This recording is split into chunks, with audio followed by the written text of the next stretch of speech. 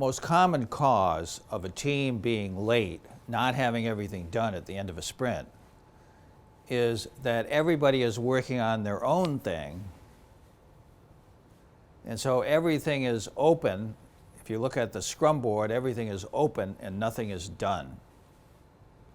And so then when it gets to the end of the sprint where everything has to be tested at once, there's not enough time to do that and the sprint fails.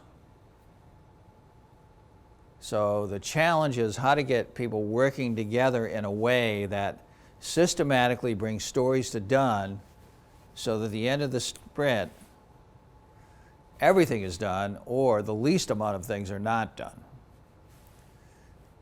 And we spent many years working on how to describe what is needed in a way that's consistent with Scrum and fits in with the other patterns. And after many years of work, the title of the pattern is called swarming. We want multiple people working on an individual story. Now, why is that?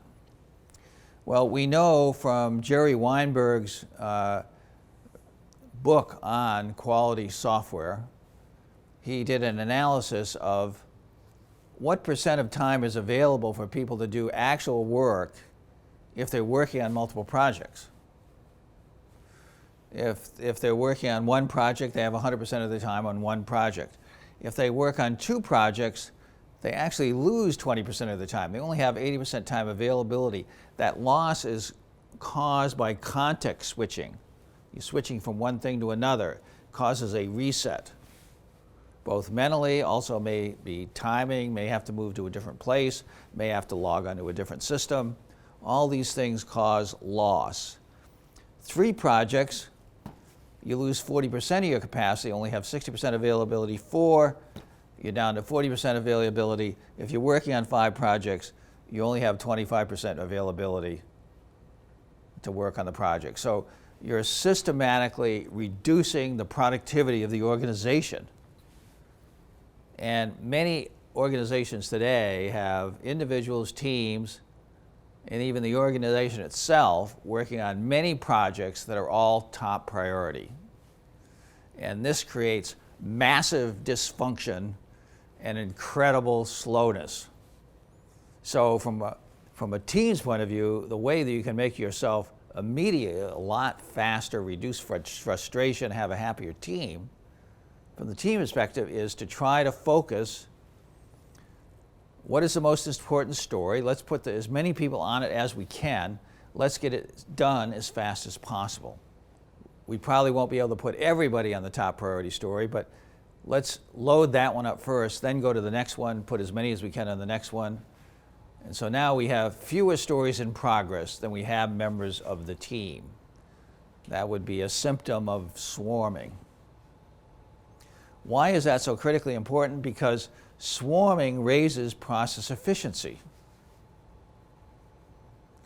The average process efficiency of a typical Scrum team is 5 or 10%.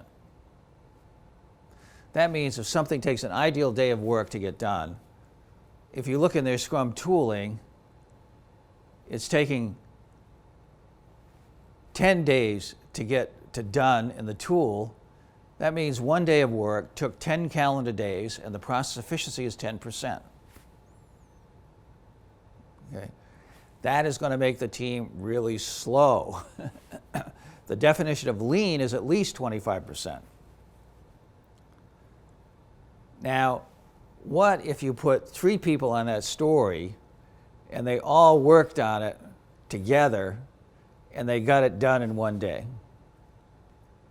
Then that process efficiency would actually be driven over 100%.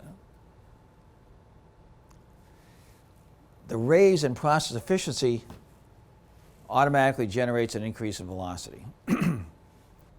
So the swarming pattern is critical, and it's sometimes counterintuitive for team members. Okay, if I just work by myself on my own thing, then nobody would bother me and I would get more done. The problem with that is that behavior causes the team to slow down. So if you want to be a good team member, You're going to be talking with the team about how to raise process efficiency. That will raise velocity. So swarming is absolutely critical to get high-performing Scrum teams. I've never seen a high-performing Scrum team without swarming being a pattern that's implemented.